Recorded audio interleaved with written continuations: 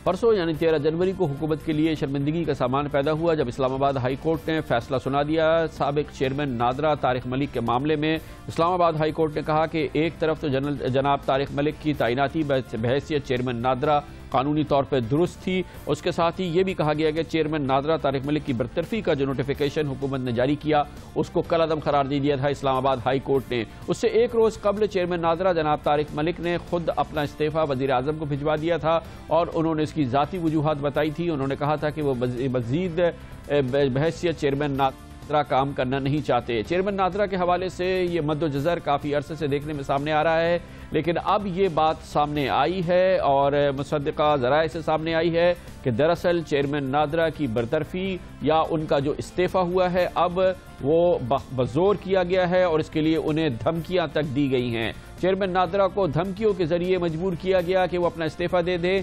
ये इल्ज़ामात सामने आए हैं और ये इल्ज़ामात सामने आए हैं हमारे अखबार जंग में हमारे मुमताज़ एंकर जनाब हामिद मीर के कॉलम में, जिसमें उन्होंने इंकिशाफ किया है कि तारिक मलिक को गैर कानूनी तरीके से नादरा से निकाला गया, लेकिन उन्होंने कानूनी जंग के जरिए हुकूमत को शिकस्त दे दी। हुकूमत ने तारिक मलिक को रुसवा करने के लिए बड़ी तहकीकात कराई।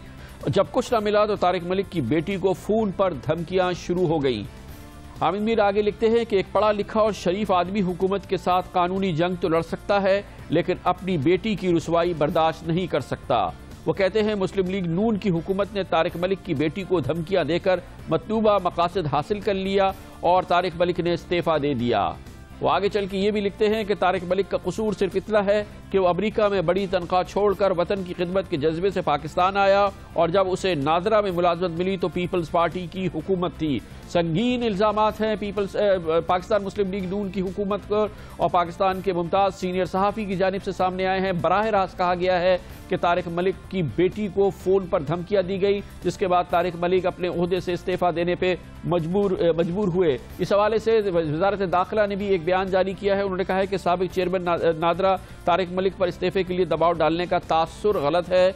मुस्तकिल चेयरमैन नादरा का तकर्रुर मुकम्मल तौर पर शफाफ अंदाज में किया जाएगा।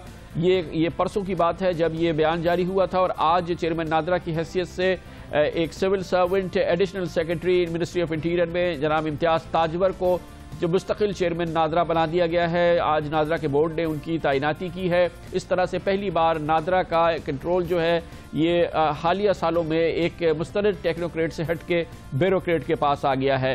हुकूमत को न सिर्फ ये कि चेयरमैन नादरा के हवाले से सुबकी का सामना है, इससे पहले चेयरमैन पैमरा को हटाया गया था। इस हवाले से इस्लामाबाद हाई कोर्ट का भी फैसला आ गया था और अकाउंटेंट जनरल पाकिस्तान जनाब ताहिर महमूद को हटाया गया। उनकी तैनाती उनकी बरतरफी को भी इस्लामाबाद हाई कोर्ट ने मुस्तरद किया था और गैर कानूनी करार दिया था।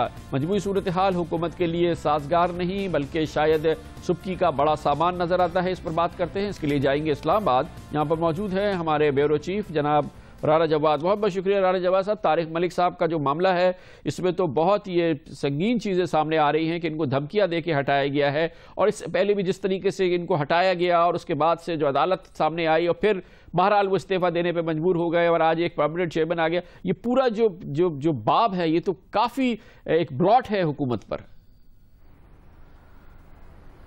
कामरान साहब, ये बहुत बड़ी एक डेवलपमेंट थी जो गुज़श्ता दिनों में हुई है और इससे सिर्फ हुकूमत की सुबकी नहीं हुई, हुकूमत की क्रेडिबिलिटी को भी बहुत बड़ा धचका लगा है।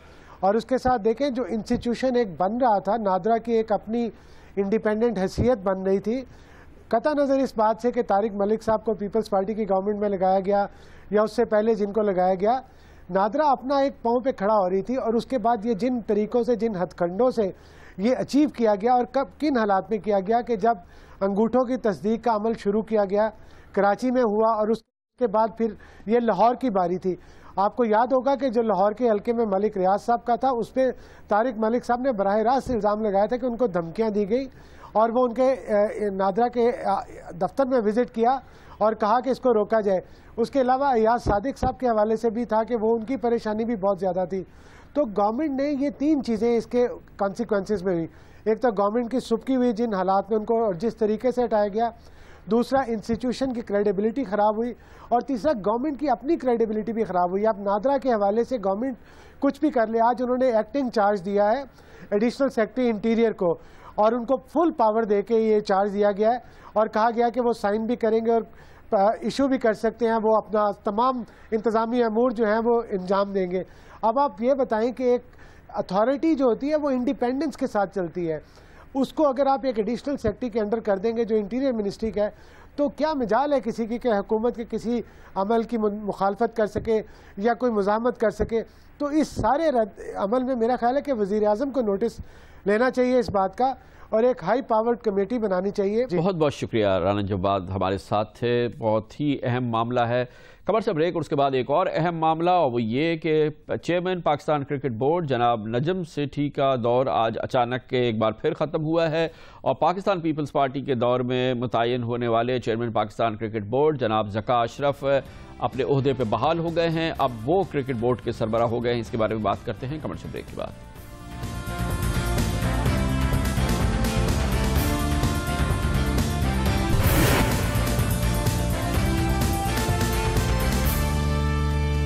پاکستان کرکٹ بورڈ کے حوالے سے ایک تقریباً غیر متوقع خبر آج اچانک آئی، جب اسلام آباد ہائی کورٹ نے وہ اپیل نپٹا دی جو کہ اس ڈویژنل بینچ کے سامنے پاکستان کرکٹ بورڈ کے سابق چیئرمین ذکا اشرف نے دائر کی تھی، جس میں انہوں نے کہا تھا کہ اسلام آباد ہائی کورٹ کے ہی ایک سنگل بینچ نے جب ان کی برطرفی کا فیصلہ کیا اور ان کی تعیناتی کو کالعدم قرار دیا تو انہیں پراپر طریقے سے سنا نہیں گیا۔ آج اسلام آباد ہائی کورٹ نے اپنا فیصلہ دیا اس حوالے سے، جس کے ذریعے سب سے پہلے تو چیئرمین پی سی بی جناب ذکا اشرف کو بحال کر دیا گیا، اور ان سے کہا گیا کہ وہ اب چیئرمین پی سی بی کی حیثیت سے کام کریں، اور اس کا مطلب یہ ہے کہ اس کے ساتھ ہی جناب نجم سیٹھی اب چیئرمین پی سی بی نہیں رہے۔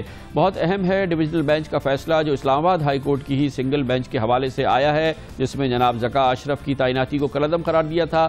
آج ڈویژنل بینچ نے کہا کہ جس میں جناب جسٹس ریاض احمد خان اور جسٹس نور الحق قریشی شامل تھے، اس بینچ نے کہا کہ چیئرمین پی سی بی کے برطرفی کے فیصلے کو کالعدم قرار دیا جاتا ہے۔ پاکستان کرکٹ بورڈ کے چیئرمین کا موقف سنے بغیر برطرف کیا گیا تھا۔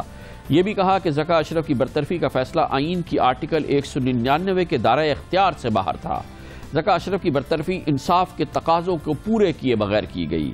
عدالتی فیصلے کے ساتھ ہی پی سی بی کی عبوری انتظامی کمیٹی تحلیل تصور ہوگی۔ اس دوران عبوری مینجمنٹ کمیٹی کے تمام فیصلوں کو قانونی تحفظ حاصل ہوگا۔ آپ نے جیسے کہ اس فیصلے کے حوالے سے سنا، بہت اہم فیصلہ ہے، نہ صرف یہ کہ کرکٹ بورڈ کے حوالے سے، نہ صرف یہ کہ جناب نجم سیٹھی کے حوالے سے، اور نہ ہی صرف یہ کہ جناب ذکا اشرف کے حوالے سے جو کہ باقاعدہ اب دوبارہ چیئرمین پی سی بی ہو گئے، بلکہ حکومت کے حوالے سے بھی، اور اس حوالے سے بھی کہ اسلام آباد ہائی کورٹ نے جب انہیں کالعدم قرار دی تھی ان کی تعیناتی، اور جس کی وجہ سے وہ اپنا عہدہ چھوڑنے پہ مجبور ہوئے تھے، اس فیصلے کے حوالے سے بھی آج ڈویژنل بینچ کی جو آبزرویشنز ہے، جو احکام ہیں، وہ بھی بہت زیادہ قابل توجہ ہیں۔ لیکن بہرحال ایک حکومتی عہدے کے حوالے سے فیصلہ آیا ہے اسلام آباد ہائی کورٹ کا، اور جس کے نتیجے میں جناب نجم سیٹھی اپنا عہدہ چھوڑنے پہ مجبور ہیں، اور جناب ذکا اشرف جن کی تعیناتی جناب سابق صدر آصف علی زرداری نے پاکستان کرکٹ بورڈ کے پیٹرن کی حیثیت سے کی تھی، دوبارہ اپنے عہدے پہ بحال ہو گئے ہیں۔ آج اس سلسلے میں انہوں نے آزاد عدلیہ کا بھی شکریہ ادا کیا،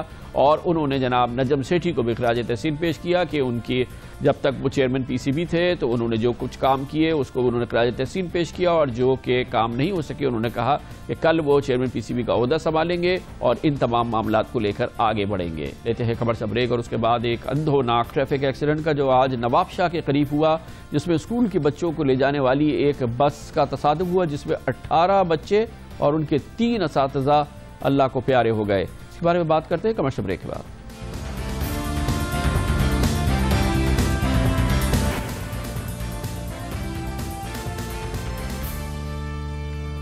ملک میں آج ایک اور بھیانک ٹریفک ایکسیڈنٹ ہوا ہے، اور آج یہ ایکسیڈنٹ ہوا ہے نواب شاہ کے قریب دولت پور کے پاس، جب اسکول کے بچوں کو لے جانے والی بس ایک اندھوناک ٹریفک ایکسیڈنٹ سے دوچار ہوئی، جس کے نتیجے میں 18 بچے جن کا تعلق دولت پور کے برائٹ فیوچر اسکول سے تھا جاں بحق ہو گئے۔ ان برائٹ فیوچر اسکول کے 18 بچوں کا فیوچر ختم ہوا، اس کے ساتھ ہی ان کے 2 اساتذہ اور ایک ڈرائیور کا بھی جو کہ یہ گاڑی چلا رہا تھا۔ آج کے اس واقعے کے بعد دولت پور کا شہر جو کہ ایک چھوٹا سا شہر ہے نواب شاہ کے قریب، وہاں پہ کوہرام مچ گیا، اور پورا شہر ایسا لگتا تھا کہ اس سے براہ راست متاثر ہوا ہے۔ اس پوری صورتحال کے بارے میں مزید آگاہی حاصل اور اس کے لیے جائیں گے دولت پور، جہاں پر موجود ہیں اس وقت ہمارے کورسپونڈنٹ انور شیخ۔ پہلے تو یہ بتا دیجئے کہ اس حادثے کے بارے میں ہمارے پاس کیا معلومات ہے ابھی؟ جی کامران صاحب، یہ ہے کہ جیسا آپ نے بتایا کہ یہ حادثہ جو ہے وہ نوابشاہ کے قریب روڑی کینال کا ایک موڑ ہے، خوفناک موڑ، خطرناک موڑ، وہاں پر یہ حادثہ پیش آیا. اور اس میں میں آپ کو بتاتا چلوں کہ یہاں پر جو ہے یہ اسکول وین تھی جو نوابشاہ میں جو ہے کوئز کمپٹیشن کے لیے بچے آئے تھے اور وہاں سے کمپٹیشن میں حصہ لے کر واپس اپنے شہر اپنے اسکول واپس جا رہے تھے. تو وہاں پر جو ہے یہ موڑ کاٹتے ہوئے اور وہاں پر جو ہے یہ اسکول وین سامنے سے ایک ڈمپر آیا اور وہ اس سے ٹکرا گئی اور جس کے نتیجے میں یہ پوری وین جو ہے وہ پچک گئی اور سارے بچے جو اس کے اندر طالب علم موجود تھے، جو لوگ بھی موجود تھے، وہ اس میں بری طرح جو ہے وہ زخمی ہوئے اور ہلاک ہوئے. اور اس میں آپ کو بتاتا چلوں کہ یہ حادثہ اتنا خوفناک تھا کہ وہاں سوئی گیس سے کٹر منگا کر اس کو جو ہے کاٹ کر باڈی کو وین کی وہاں سے لاشیں نکالی گئی. اور یہ ہے کہ اس حادثے میں اب تک جو اطلاعات ملی ہیں وہ یہ ہے کہ 10 طالبات، 7 طالب علم اور ایک عربی ٹیچر اور اس کے علاوہ ایک لیڈی ٹیچر اور اسکول وین ڈرائیور وہ جاں بحق ہوئے ہیں. اور کچھ احوال ہمیں اس دولت پور کے علاقے کا تو دیں جہاں پہ یہ 22 لاشیں اس وقت پہنچی ہیں. جی کامران صاحب، یہ ہے کہ دولت پور شہر اور اس کے اطراف میں جہاں سے یہ بچے آئے تھے وہاں پر صف ماتم بچھی ہوئی ہے.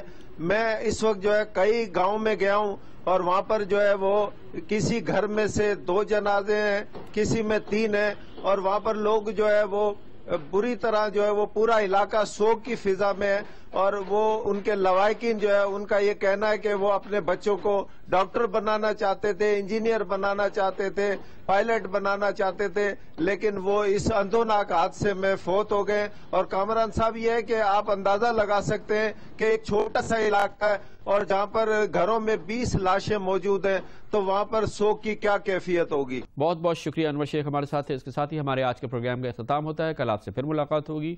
کل تک کے لیے کامران خان کو اجازت. اللہ حافظ. ناصر.